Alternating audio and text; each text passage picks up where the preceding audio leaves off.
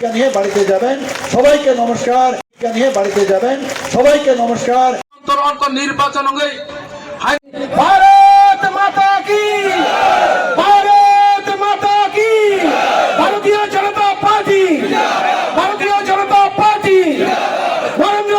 বিশেষ করে জোর দেবো এই কথাটায় যে আপনারা কিন্তু ইতিহাস তৈরি করতে যাচ্ছেন বন্ধুগণ। ইতিহাস আপনারা সাক্ষী থাকবেন, আমরা হয়তো বা থাকবো না, কিন্তু আপনারা ইতিহাস সৃষ্টি করছেন। এই মথা আর থাকবে না, এই মথা আর থাকবে না, মথাকে খুঁজেও পাবেন না। আমি এতটুকু বলতে পারি, সারা ত্রিপুরাতে আমি ঘুরছি, মানুষ জনজাতিদের যেভাবে ঠকানোর কাজটা উনি করেছেন, ওনারা করেছেন, মানুষ এখন বুঝে গেছে। গায়ের জোর,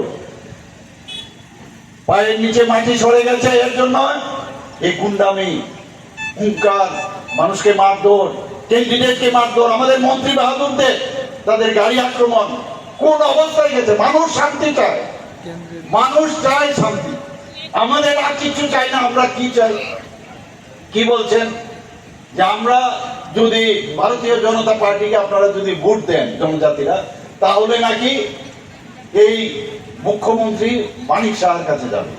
আর এই মুখ্যমন্ত্রী মানিক শাহ হয় না, মুখ্যমন্ত্রী হয়। মুখ্যমন্ত্রী এখানে সচিন্দ্রলাল সিংহ। আপনারা জানেন বিগত 5 বছর ধরে আমাদের এডিসি এলাকাতে ত্রিপুরা মাথার নেতৃত্বে সরকার ছিল। এই যে 5 বছর আগে আমরা যে প্রতিশ্রুতি দিয়েছিলাম আমাদের জনজাতি ভাইদেরকে, ত্রিপ্রাসাদদেরকে, কিন্তু সেই 5 বছরে যে সমস্যাগুলি, যেমন বিশেষ করে আমাদের গ্রাম অঞ্চলে রাস্তাঘাট নেই, জল নেই, বিদ্যুৎ নেই, তাছাড়া স্বাস্থ্য পরিষেবা ঠিকমতো হচ্ছে না। তো এইসবগুলি নিয়ে যে প্রতিশ্রুতি দিয়ে যে 5 বছর এডিসিতে সরকার শাসন করেছেন, এই সরকারের মধ্যে দিয়ে আমি দেখতে পেয়েছি যে এমন কোনো কাজ করতে পারেনি।